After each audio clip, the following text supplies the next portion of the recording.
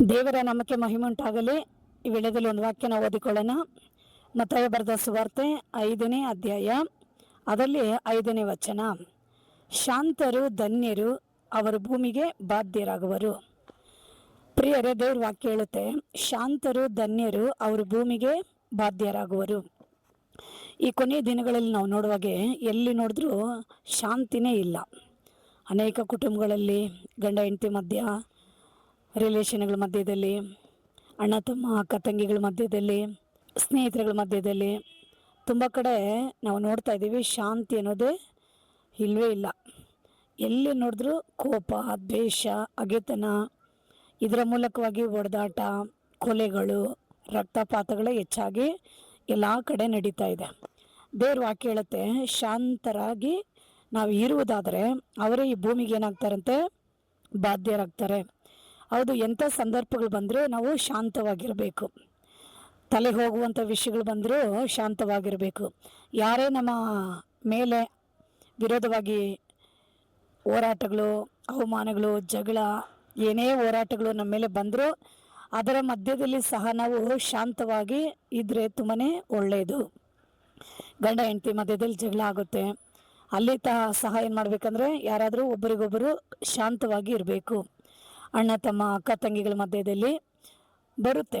ಅನೇಕ ಕಾರ್ಯಗಳ ನಿಮಿತ್ತವಾಗಿ ಅನೇಕ ವಿಷಯಗಳಿಗೆ ಈ ಥರ ಹೋರಾಟ, ಕೋಪ ಬರುತ್ತೆ. ಆದರೆ ಅದರ ಮಧ್ಯದಲ್ಲಿ ಸಹ ಶಾಂತವಾಗಿರಬೇಕು. ಯಾಕಂದರೆ ಹೇಳ್ತಾ ಇರೋದು ಮನುಷ್ಯ ಅಲ್ಲ, ದೇವರು ಹೇಳ್ತಾ ಇದ್ದೇನೆ. ಶಾಂತವಾಗಿದ್ದರೆ ಅವರು ಭೂಮಿನ ಆಳ್ತಾರೆ, ಭೂಮಿಯಲ್ಲಿ ಬಹುಕಾಲ ಬದುಕ್ತಾರೆ. ಕೋಪ, ದ್ವೇಷ, ಹಗೆತನದಿಂದ ಏನಾಗುತ್ತಂದರೆ ಜಗಳ ಆರಂಭ ಆಗುತ್ತೆ. ಲಾಸ್ಟಿಗೆ ಅದು ಹೋಗಿ ಯಾವುದ್ರಲ್ಲಿ ಮುಗೀತದಂದರೆ ಕೊಲೆಗಳಲ್ಲಿ ಅಂತ್ಯ ಆಗುತ್ತೆ.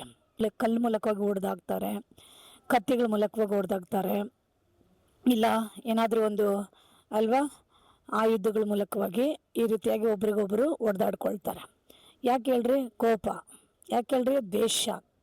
ಒಬ್ರಿಗೊಬ್ಬರು ವೈರಾಗ್ಯಗಳು ಅಲ್ವಾ. ಹಂಗಾಗಿ ನಾವು ಅಂಥ ಸಮಯಗಳಲ್ಲಿ ಶಾಂತವಾಗಿದ್ದರೆ ಅದು ಯಾವ ರೀತಿಯಾಗಿ ತೊಂದರೆಗಳು ಆ ಜಾಗದಲ್ಲಿ ನಡೆಯೋದೇ ಇಲ್ಲ.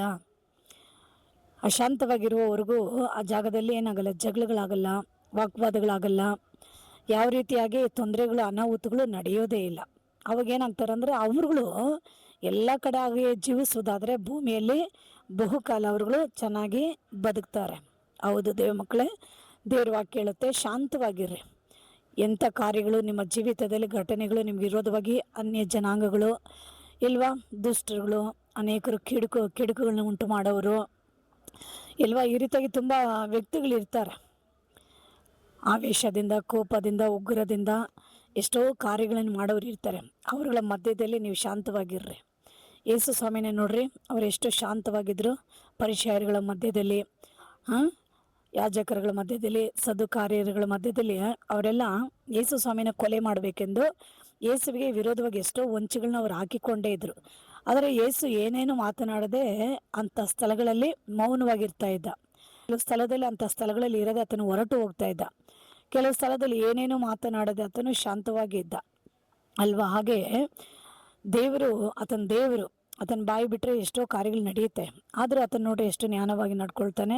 ಹಾಗೆಯೇ ಪ್ರತಿಯೊಬ್ಬರು ದೇವ ಮಕ್ಕಳು ಕುಟುಂಬಗಳಲ್ಲಿ, ಕೆಲಸ ಮಾಡೋ ಸ್ಥಳಗಳಲ್ಲಿ, ನಿಮ್ಮ ಎಲ್ಲ ಎಲ್ಲೆಲ್ಲಿ ಹೋಗ್ತೀರಾ ಬರ್ತೀರಾ ಅಲ್ವಾ, ಒಂದು ವ್ಯಾಪಾರ ಇರ್ಬೋದು, ಬಿಸ್ನೆಸ್ ಇರ್ಬೋದು, ಅದರಲ್ಲಿ ಸಹ ಎಷ್ಟೋ ಗಲಾಟೆಗಳಾಗುತ್ತೆ, ಎಷ್ಟೋ ವಾಗ್ವಾದಗಳು ನಡೆಯುತ್ತೆ. ಅದು ಲಾಸ್ಟ್ಗೆ ಎಲ್ಲೋ ಹೋಗಿ ಮುಗಿಯುತ್ತೆ.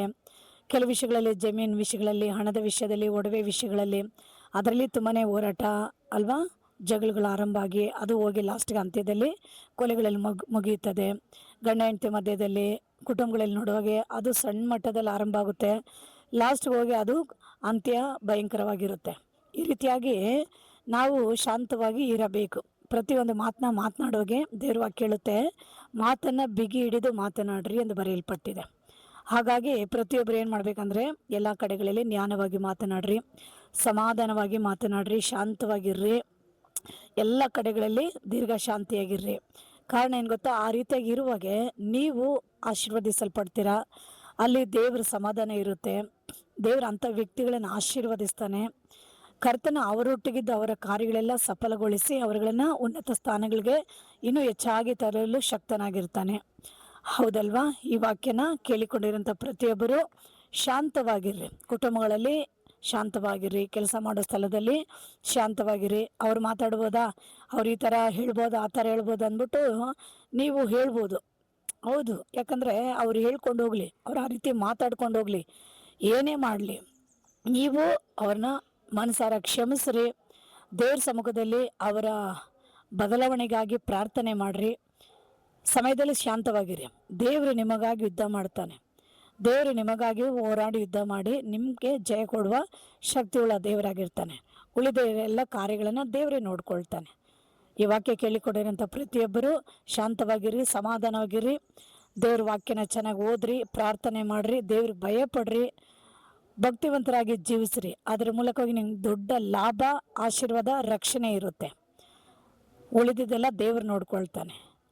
ಈ ವಾಕ್ಯ ಕೇಳಿರುವಂಥ ಪ್ರತಿಯೊಬ್ಬರಿಗೆ ನಾನು ಸಣ್ಣ ಪ್ರಾರ್ಥನೆ ಮಾಡ್ತೀನಿ.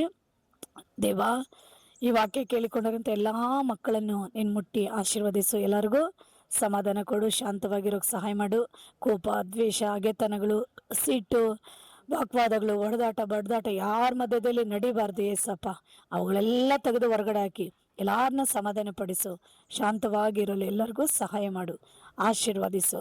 ಪ್ರಾರ್ಥನೆ ಕೆಳಗೆ ಮಾಡಿದಗಾಗಿ ಸ್ತೋತ್ರ, ಯೇಸು ನಾಮದಲ್ಲಿ ತಂದೆ, ಆಮೇನ್. ಈ ವಾಕ್ಯ ಕೇಳಿಕೊಂಡಂತೆಲ್ಲ ಪ್ರಿಯರೇ, ಲೈಕ್ ಮಾಡಿ, ಶೇರ್ ಮಾಡಿ. God bless you. ಆಮೇನ್.